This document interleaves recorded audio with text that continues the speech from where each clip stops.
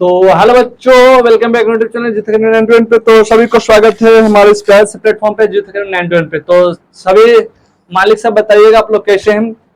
तो आज हम लोग क्लास में करने वाले हैं बहुत बेहतरीन टॉपिक, और ये टॉपिक जो है आप क्लास 9th में है, चाहे 10th में है, आप 8th में भी, किसी भी क्लास में है, अगर आप लोग को ट्रायंगल का समझ है तो आप इस क्वेश्चन को आराम से हैंडल कर सकते हैं, ठीक है। और ये वीडियो हमारे उन सभी भाइयों के लिए है जो मतलब अपना बच्चों सबको पढ़ाते हैं, ठीक है। तो आप लोग यहाँ से भी पढ़ के आप बच्चे सबको आराम से पढ़ा सकते हैं, ठीक है। आप इसका क्या करेंगे, स्क्रीनशॉट पहले लीजिएगा, ठीक है।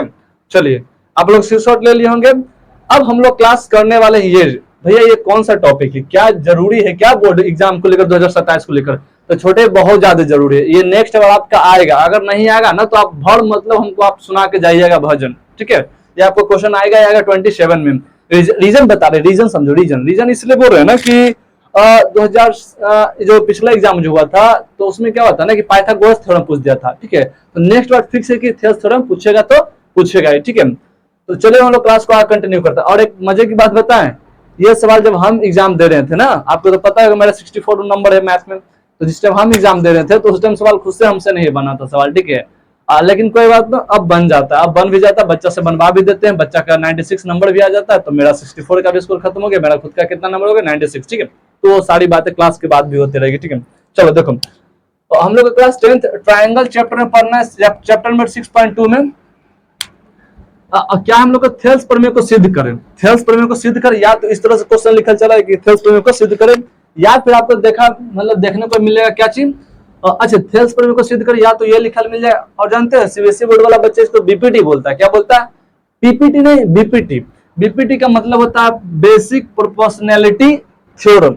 बेसिक प्रोपोर्शनैलिटी थ्योरम होता है, ठीक है। ये होता है, सीबीएसई बोर्ड वाला है, छिल्लल मुर्गी सब बोलता है, ठीक है। और छिल्लल मुर्गिया मुर्गा का मतलब सीबीएसई बोर्ड, ठीक है। थोड़ा सा बात समझो, ठीक है। चलो देखो, या तो थेल्स प्रमेय को सिद्ध करें, अगर ये चीज लिखा चला था तो आराम से सिद्ध कर देते हैं। लेकिन बच्चा सब जानते समस्या क्या होता है कि क्वेश्चन ही नहीं धर पाता कि इसमें हमको कौन सा सिद्ध करना है कि नहीं। कोई भी ट्रायंगल का क्वेश्चन देखेगा 5 नंबर में, समझेगा भैया ये तो लगा वही वाला हो, लेकिन नहीं छोटे, वैसा बात नहीं रहता। आपको समझना पड़ेगा क्वेश्चन को बढ़िया से कि कौन सा क्वेश्चन क्या बोल रहा है, क्या सिद्ध करने के लिए बोल रहा है, ठीक है। तो भैया कैसे क्वेश्चन को कैसे पकड़ेंगे, तो देखो इसमें लिखा हुआ है यदि किसी त्रिभुज की एक भुजा समांतर, ये समांतर आएगा लिखा हुआ, ठीक है। एक भुजा के समांतर आएगा लिखा हुआ, एक रेखा खींची जाए तो अन्य दो भुजा जो है एक ही अनुपात में विभाजित हो जाए। देखो ये लाइन जो है ना, या तो बोलते दो भुजा एक ही अनुपात में, या फिर ऐसे बोलते दो भुजा जो आपस में मतलब बराबर अनुपात में बांटती हो, या तो बराबर अनुपात में बांटते हो, या फिर ये लिखल मिल जाएगा आपको दो भुजा एक ही अनुपात में विभाजित करती हो, ठीक है। और एक इन्फॉर्मेशन आप लोग को दे देना चाहता हूँ ना कि आप लोग का क्लास 10th का स्टार्ट हम कर देंगे इसी प्लेटफॉर्म पे, आप लोग कर देंगे। मगर बुक एनसीईआरटी नहीं रहेगा, आप लोग का रहेगा ये या तो केसीसी नहीं रहेगा, नहीं तो फिर भारतीय भवन रहेगा। हमारे पास बुक शायद उपलब्ध है, ठीक है। ये कौन सा बुक है, ये हो गया आपका भारतीय भवन का, ठीक है। तो क्लास 10th का हम लोग भारतीय भवन से ही करेंगे। तो पहले वाला क्वेश्चन हम लोग हैंडल कर लेते हैं, ठीक। तो यह सवाल का टाइप हो गया। अब देखिए उसमें क्या करना है, हम लोग को पहले उपाप्ति लिखना। अभी उपाप्ति चपत्ति कुछ, तो देखो उपाप्ति चपत्ति कुछ नहीं, इसको एक लिखने का टर्म में आप लोग लिख दीजिएगा उपाप्ति, ठीक है। अब ऐसा करते आप लोग इस फिगर को उतार ले होंगे ना, अब फिगर को हम फिर से बनाएंगे, ठीक है। फिगर को हम फिर से बनाएंगे। हाँ मालिक बनाइए, हाँ मालिक, आप लोग तो इतना कर ही सकते हैं हम कष्ट, कोई दिक्कत नहीं, कोई दिक्कत नहीं छोटे, कोई दिक्कत नहीं, नो टेंशन, ठीक है। नो टेंशन भाई, मतलब क्यों गोलू भैया इज हियर। और एक कैसे चिंगम का डायलॉग भाई था वही वाला, ठीक है। अरे मिल जा, किधर गया सब मार्कर, छोड़ो छोड़ो हटाओ, नहीं मिल रहा है। समय पर आदमी साथ तो देवे नहीं करता, मार्कर कुछ साथ देगा, ठीक है। देखो इसमें क्या लिखना, माना ए बी सी एक त्रिभुज है, तब बउआ पहले ए बी सी क्या बनाओ, ट्रायंगल ए बी सी एक त्रिभुज बनाओ। ल मालिक बना दे, मालिक काफी के लिए, ठीक है। इसको लिख दे ए बी सी, कोई दिक्कत मालिक नहीं सर। जिसमें बीसी के समांतर डी एक रेखा खींची गई है, बीसी के समांतर यानी आई से, यही ना समांतर होता है। हाँ, बीसी के समांतर एक रेखा खींचा गया जिसका नाम क्या छोटे, डी। क्या नाम दिया, डी। तो इधर दे दीजिए डी, इधर दे दीजिए ई।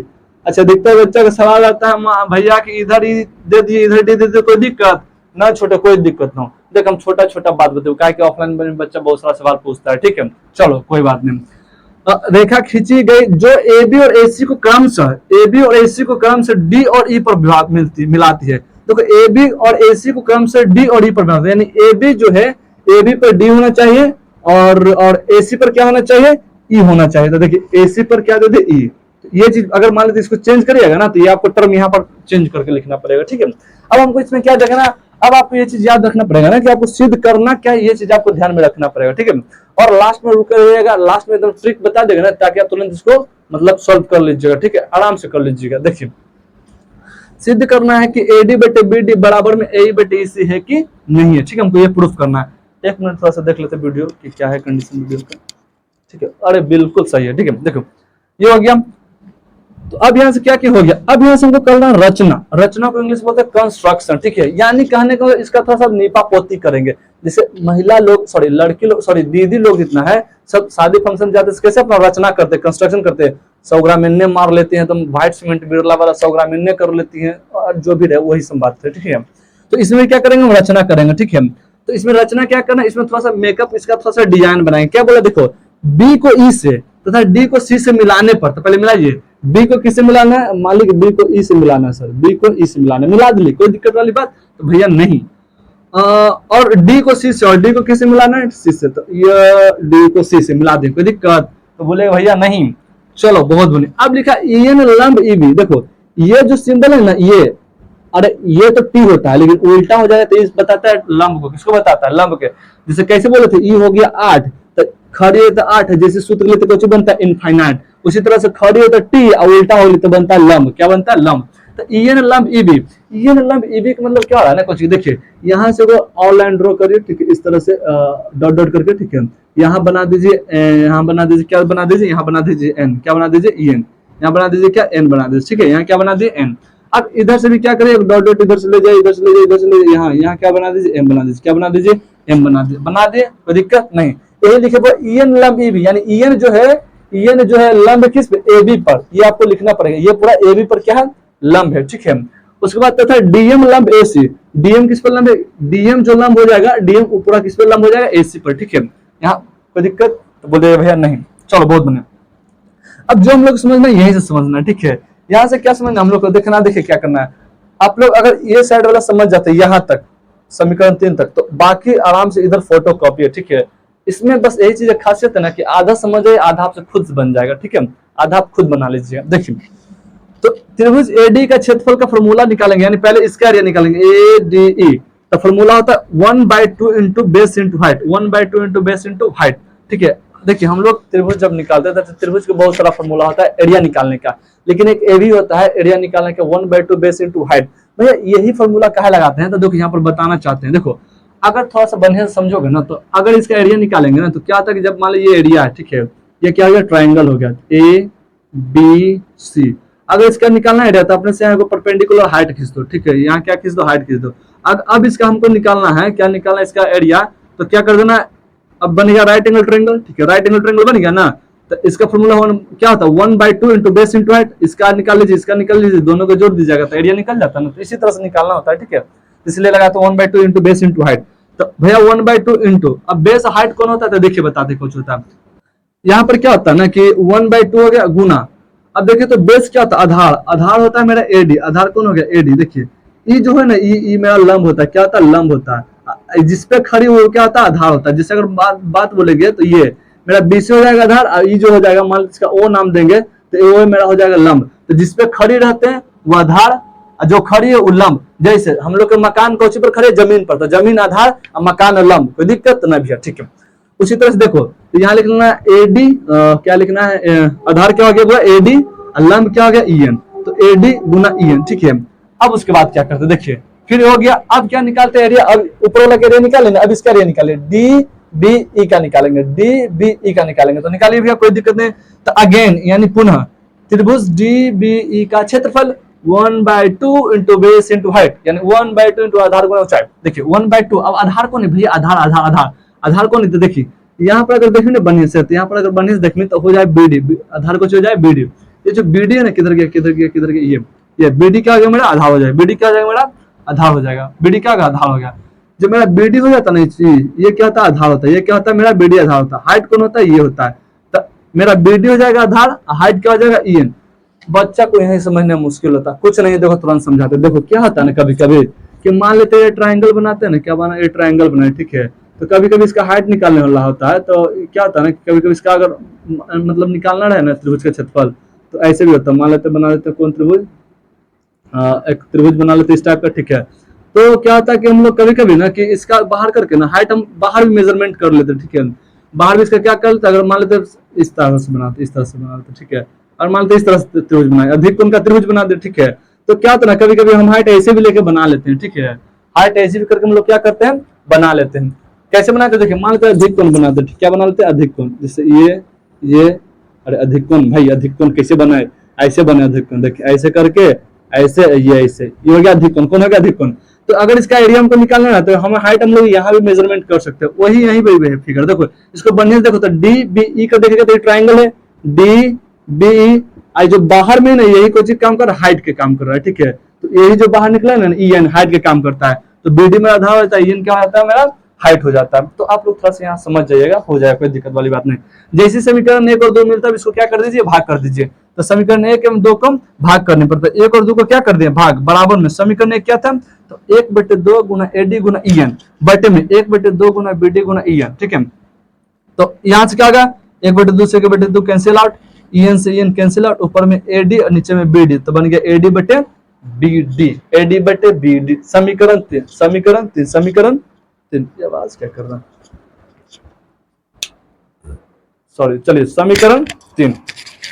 अब देखिए, अब फिर करेंगे पुनः, अब हो गया। अगर आप लोग को यहाँ तक कोई दिक्कत नहीं होगा तो हम लोग को आगे इसी पैटर्न पर काम करना है, ठीक है। जैसे देखिए फिर से क्या निकालेंगे, फिर से निकालेंगे पुनः एडी का क्षेत्रफल, एडी का क्षेत्रफल, एडी का क्षेत्रफल, तो 1/2 आधार गुना ऊंचाई, 1/2। अब देखिए, अब निकालना है तो आधार कौन हो जाएगा, देखिए अब आधार हो जाएगा मेरा कौन, ए, क्या हो जाएगा ए, ये मेरा क्या हो गया लंब, ये मेरा क्या हो गया लंब, ये लंब किस पे खड़ी, तब ए पे ना खड़ी है, तो हाँ भैया, तो ये मेरा हो गया आधार ए, ये क्या हो जाएगा ऊंचाई, डीएम क्या हो जाएगा ऊंचाई, ठीक है। उसी तरह से क्या करना है, आगे फिर से त्रिभुज डीईसी का क्षेत्रफल, इसका तो अभी निकाले थे ना क्षेत्रफल, अब हम लोग को निकालना ये वाला डीईसी का क्षेत्रफल, यानी ये वाला जो कर रहे हैं ना, ये वाला, इसका क्या निकालना एरिया, तो 1/2 आधार गुना ऊंचाई, 1/2 गुना, अब देखिए ईसी, अब यहाँ पर देखिएगा कुछ आधार, आधार आधार देखिए तो आधार क्या हो जाता है मेरा, आधार होता है ईसी, यानी ये जो मेरा हो जाएगा आधार हो जाएगा, ठीक है, ये मेरा क्या हो जाएगा आधार हो जाएगा, और डीएम जो होगा मेरा क्या कर देगा, हाइट का, क्या अधिक कोण है, अधिक कोण के जो बाहर निकले वो हाइट हो जाता है, जिस पे खड़ी है, किस पे खड़ी है, तो मेरा ईसी पर खड़ी है, तो ईसी हो जाता है मेरा क्या आधार, और डीएम क्या होता है मेरा डीएम हो जाता है, DM DM DM DM DM DM ऊंचा हो जाता है, ठीक है। फिर यहाँ से क्या करेंगे, यहाँ से भी हमको 2 इक्वेशन मिला, इक्वेशन नंबर 4, इक्वेशन नंबर 5। अब क्या करेंगे, समीकरण 4 एवं 5 को भाग देने पर, तो 4 और 5 को डिवाइड किया तो 1/2 गुना ए गुना डीएम, अब बटे में 1/2 गुना एसी गुना डीएम, बराबर में अगर इसको काटिए 1/2 से 1/2 कहानी खत्म, डीएम से डीएम कहानी खत्म, ऊपर में ए या नीचे में ईसी, तो ए बटे ईसी मेरा ये बन गया ना, इक्वेशन नंबर 6, इक्वेशन नंबर 6। अब बस हो गया। यहाँ पर थोड़ा सा आपको स्टेटमेंट लिखना पड़ेगा कि हम जानते हैं कि त्रिभुज डीबी का क्षेत्रफल, डीबी का क्षेत्रफल यानी डीबीई का क्षेत्रफल बराबर होता है डीसीई का क्षेत्रफल के बराबर होता है, क्योंकि एक ही आधार से बने त्रिभुजों का क्षेत्रफल बराबर होंगे। ये आप लोग का स्टेटमेंट याद रखना पड़ेगा, ये एक प्रॉपर्टी है, ठीक है। जब एक ही दो समानांतर रेखा से अगर एक ही आधार पर क्या होता है कि कितना त्रिभुज बनाएगा ना, तो जितना भी त्रिभुज बनेगा सबके एरिया आपस में क्या होता है, बराबर होता है। आप लोग को याद रखिए, हम लोग को क्लास 9th में पढ़ना होता है, ठीक है, ठीक है। तो बस उसके बाद क्या करना, इसीलिए लिख देना, कोई समीकरण 3 एवं 6 की मदद से हम कर सकते हैं कि एडी बटे बीडी बराबर ए बटे ईसी हो गया, प्रूव्ड दैट हो गया, ठीक है। इसमें कुछ नहीं था, बस नॉर्मल सवाल होता है, इसमें कोई ज्यादा दिमाग लगाना है नहीं, ठीक है। अब देखिए बोले थे आपको ट्रिक के बारे में, ठीक है। देखिए ट्रिक के बारे में क्या याद रखना, कुछ नहीं रखना। आपको ये स्टेटमेंट क्वेश्चन इस तरह से लिखा है तो यहाँ से पकड़ लीजिएगा, दो भुजा आपस में अनुपात में बराबर होंगे। फिर ये आपको लिखना पड़ेगा ट्राइंगल, उधर इधर लिखिएगा, उधर फिगर बनाइएगा, ये सिद्ध करना आपको पता रहेगा। ये आपको रचना में आपको लिखना ही पड़ेगा। देखिए यहाँ क्या करना है, आपको ये बस लिख लीजिएगा ना, अगर ये आपको आ जाएगा लिखने के लिए एडी बट 1/2 गुना एडी गुना ई एन है, तो क्या करेगा, देखिए क्या करते हैं, देखिए हमको ऊपर में एडी चाहिए, यहाँ एडी आ गया, ठीक है, गुना ई एन। अब हमको अगला में क्या चाहिए, हमको नीचे और बीडी चाहिए, तो लिखेंगे बीडी। अब ई एन को हमको हटाना तो फिर से ई एन गुना करेंगे, ठीक है, कहा है कि भाग करेंगे तो इससे कटेगा, इससे कटेगा, हमको ये वाला पोर्शन बच जाता है, ठीक है। उसके बाद नीचे क्या करते हैं कि त्रिभुज एडी का क्षेत्रफल त्रिभुज डी का क्षेत्रफल वही करते हैं, 1/2 इसको अगर निकाल लेते हैं आप तो 1/2 से 1/2 दोनों जगह सेम हो जाता है। हमारा ए ही चाहिए ऊपर में, तो ए लिख दिए। अब ये ना था, तब क्या यहाँ लिखा है डीएम, और यहाँ पर अब क्या था, ए हो गया। अब क्या था, इसी ने चाहिए, तो इसी लिख दिए गुना डीएम, ताकि भाग करता आपस में क्या दोनों हो सके, कट सके, ठीक है। ये दोनों कटेगा, 1/2 कटता है, तो बचता है ए बटे इसी बचता है। फिर ये वाला स्टेटमेंट आप थोड़ा सा पढ़िएगा, इसके बाद आप लोग ये लिख दीजिएगा, ठीक है। तो कुछ ज्यादा रहा नहीं, हम लोग का ये छोटा सा ही पार्ट था, ठीक है। तो क्या होता है कि थोड़ा सा हवा बना हुआ रहता है कि बच्चों को समझ में नहीं आता, बस आप लोग इसको 2-3 बार प्रैक्टिस कर लीजिएगा, आप लोग आराम से बन जाएगा सवाल, कुछ ज्यादा इसमें है नहीं, ठीक है। तो बस ठीक है, आज के लिए हम लोग इसमें इतना रखते हैं, हम लोग मिलते हैं नेक्स्ट पार्ट में, तब तक जय हिंद, जय भारत, वंदे मातरम।